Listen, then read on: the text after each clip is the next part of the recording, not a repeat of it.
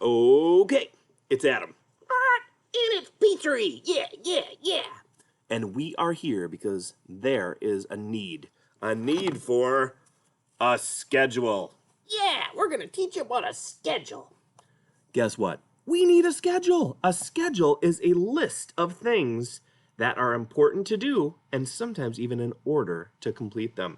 So on our schedule, we have Morning meeting, gym, snack, and shared reading.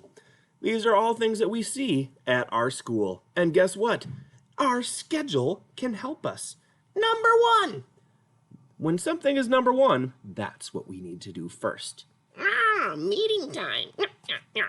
You're right. We can get our breakfast, we can watch our good morning songs, and we can get ready for our day looking at our weather and our number of the day and our word of the day. That is what we can do during morning meeting. Then what? Number two. Gym time. Sometimes it's great to run around when we do that. We need some exercise, and that is another part of getting into our schedule. It helps us get some movement. It's awesome.